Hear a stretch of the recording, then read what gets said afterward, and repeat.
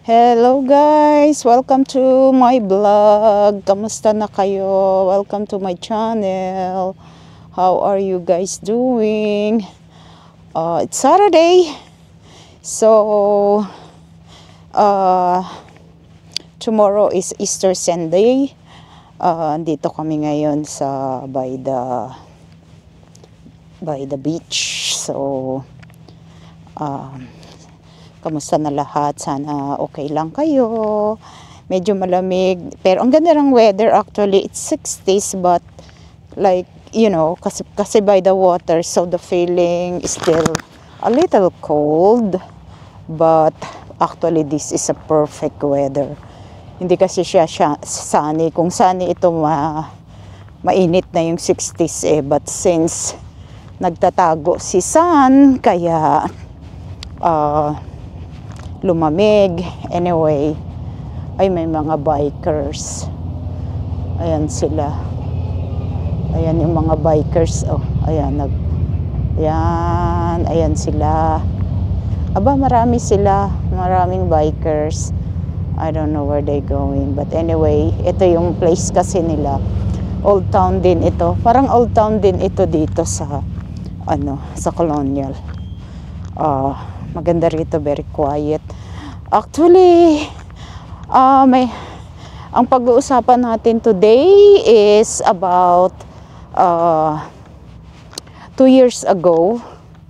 About 2 years ago, I remember we were here, Easter Sunday. Hindi, it's Saturday. Ano ba yung tawag dun sa Saturday? Sabado de, Holy Week din yun. 2 years ago, 2022, andito kami ng husband ko. And we're planning to, yung mag-camp kami, but we cannot decide kung magtutuloy kami o hindi. So, we decided pumunta na lang kami dito. Pero, yung experience namin dito, like, parang ang bigat-bigat ng pakiramdam namin, para bang wala kaming ka-energy. That was the day before when my daughter passed. Can you believe? Ito yung mga regret ko kasi I should text man lang yung anak ko the day before, but I didn't do it because I know she told me that she's very, very busy that week kasi she just came back from New Hampshire for her presentation. And then sabi niya sa akin, because my last text for her is like Wednesday, that's April 13. Siyempre, ang Easter Sunday natin, ang Easter week natin is, yung Holy Week is not like same date. So, like this time March nga ang Holy Week. So anyway, parang ito yung pinakalas kong day na sana nag-message ako sa anak ko. Pero siguro yun lang naman dahil di naman natin masasabi kung wala naman talagang prevention pagka when your time come. So, ang sama-sama ng loob namin kasi hindi man namin siya na i-text man lang kasi nga iniintay ko until Easter Sunday kasi dahil ayaw niya nga mabother. So, wala tayong magagawa kaya my advice to everyone, like, wag na kayong mag-intay for tomorrow. If you wanna do it now, do it now. You never know kung may masisave kayong tao na buhay. But I still believe nga lang na when your time come, it's your time. Kaya hindi ko rin pwedeng sisinan sarili ko na sana ganito, sana tumawag ako, sana ganyan. Baka na change, kaya lang ganun yata talaga ang buhay. Pero sasabihin ko sa inyo ang totoo, napaka sakit sa puso ng pinagdadaanan namin at this time. Ito yung time na parang hindi namin kayang, yung mga, hindi namin alam kung paano namin malalampasan yung mga ganitong pakiramdam. On the way ako dito, talagang I'm trying to be brave, but talagang ang luha ko papatak. Hindi ko talaga makontrol kasi yung mga memories na lang namin ang ang tumutulong sa amin to keep going. It's so sad kasi last 2 years nga yung Holy Week, yung time na nawala yung anak ko, anniversary niya ng Easter Sunday for tomorrow, but actually kung dadaanin sa date, sa April pa yun, April 17. So, ang sakit-sakit ng time na yan. Pero actually, 5 years na kaming nag-detach ng anak ko before the COVID. Kasi pinaghiwalay na kami ng COVID talaga dahil isang sem lang siya sa New York. Nag-COVID, nag-lockdown na. Kaya yung time na 2021, I think once ko lang siya nakita every year. So, talagang pinaghiwalay na kami ng panahon. Siguro, it's a preparation na para ready na kami pag nawala na siya. Pero walang ready. Like I said, parang mas masakit pa dahil sayang yung 3 taon na sana we're still together. Pero like I said, she was trying to become an independent na, so have no choice kasi busy yung anak ko sa aral niya kasi nakafocus siya sa masters niya. So talagang career woman siya.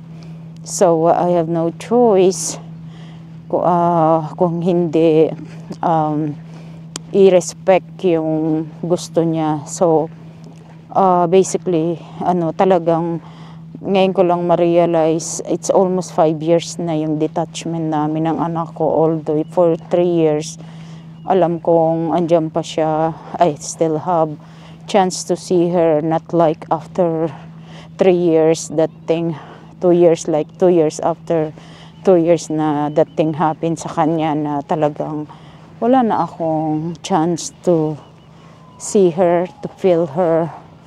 So ganun talaga. So ito yung mga memories namin, ito yung place na andito kami during that time, and then the next day wala na siya. So alam nyo kung gaano kasakit sa magulang, sa amin, kung paano mawalan ka ng anak. Talagang isusumpa mo na pinanganak ka pa rito sa mundo. Kaya alam ko hindi lahat maiintindihan ng situation ko, but that's how I feel, na forever akong nasasaktan talaga, kahit na sabihin nyo pang it's been a while, years, but I feel like just yesterday, yun talaga yung feeling naming mga nagmahal sa anak, lalo na sa anak namin na nag-iisa lang. Tapos alam nyo, hindi ko alam kung hanggang kailan kami magsasuffer. Nawala na ngayon. Nawalan na nga kami ng anak. Wala pa rin katapusan na sakit. Hindi ko alam kung ano yung gusto ng mundo sa amin. Kung hanggang kailan itong sakit na nararamdaman namin. Lalo na, I don't know. Siyempre, pareho kami ng asawa ko nang nafe-feel. But like I said, wala kaming kalaban-laban. I wish lang na pwede kaming magreklamo. I wish lang na sana may magawa kami para sa anak ko. Pero wala eh. Lahat wala. Wala na kaming nakikitang anything, any solution. Just to ease the pain. Talagang sobrang hirap talaga. Pero, like I said, hanggang dito na lang kami. Wala naman kaming magawa para ma-change everything na gumaan yung pakiramdam namin. Talagang yung pain niya is hindi ko talaga alam paano ko sabihin sa inyo. Sobrang hirap. Sobrang para kaming isinumpa sa hirap talaga. Alam ko sa mga taong walang experience, sa experience namin, parang it's easy na makakalimutan din namin itong panahon na to. Pero honestly, hindi. Tuwing darating ang panahon ng anniversary, birthday, any occasion. Kasi ang anak ko, very consistent talaga siya. Wala siyang na-miss sa any occasion. Kaya, hindi namin pwedeng, walang kaming memories para sa kanya. Talagang sobrang pahirap talaga. But anyway, I am so sorry, but I have to release. Kasi parang ramdam ko, gusto ko na magwala. Gusto ko nang, ewan ko, hindi ko alam. Sakit na sakit ako, hindi ko naman, wala akong chance to, para, anong tawag doon? Ipagsigawan ko yung hirap ko. But anyway, good thing we have like this na. So, okay naman na. Kaya lang, sobrang hirap talaga. Diyos ko, hindi ko alam kung paano hanggang kailan kami magsasuffer ng ganito. But it's not my daughter's fault na nasasaktan kami talaga. It's just happened na wala naman kaming choice sa buhay, kundi magtiis na lang. Ako wala na akong ginawa sa buhay ko, kundi magtiis. Talagang sawang-sawa na ako sa pagtitiis hanggang ngayon.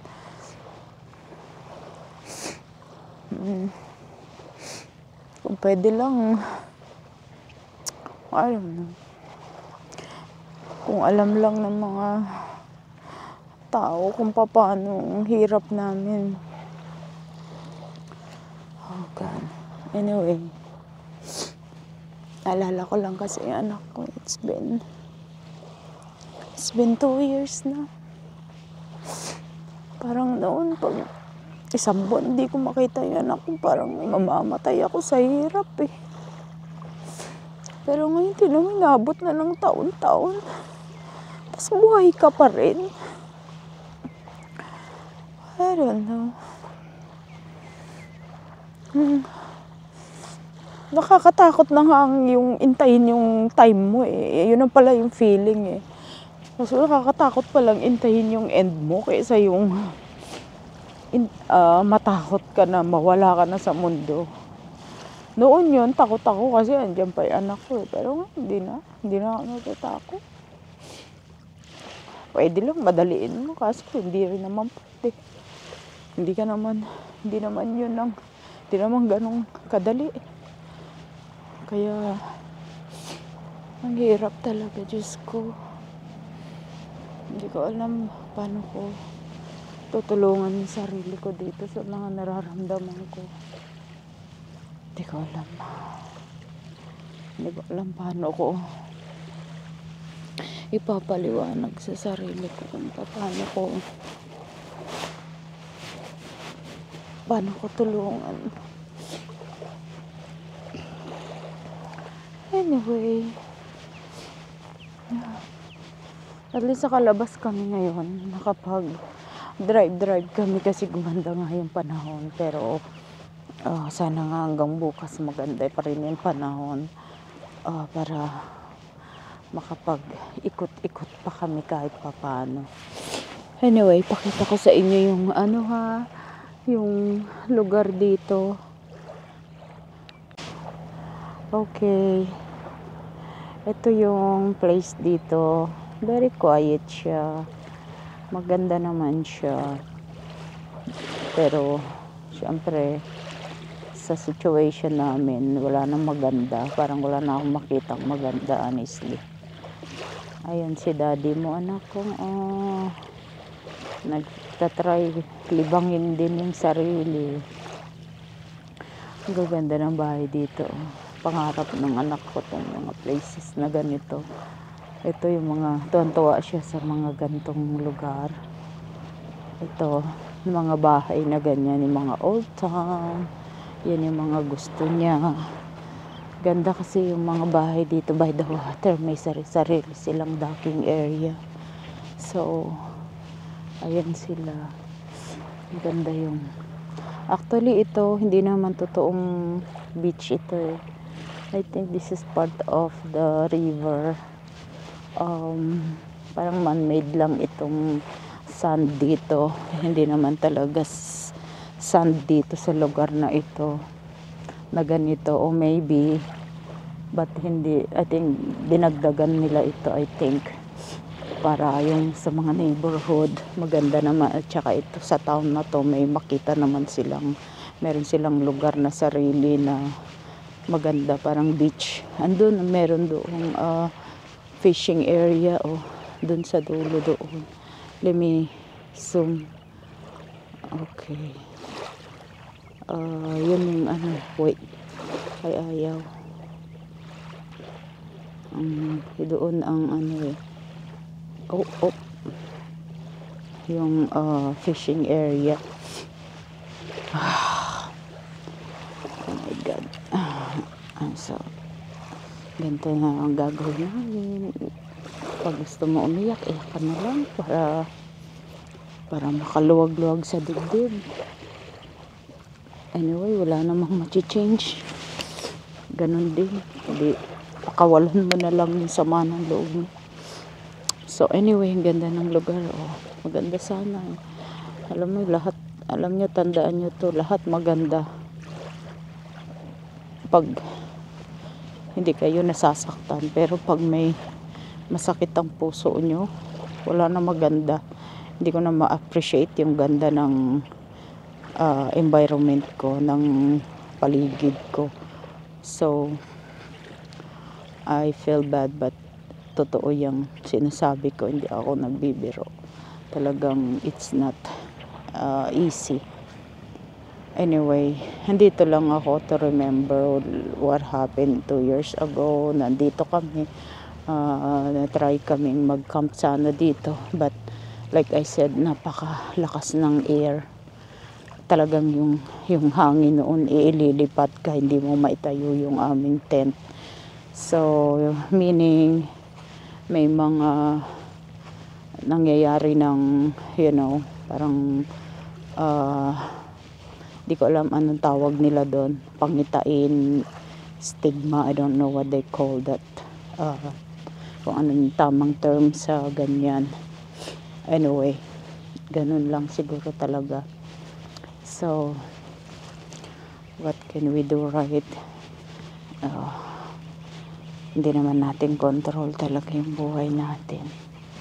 So, ganun lang.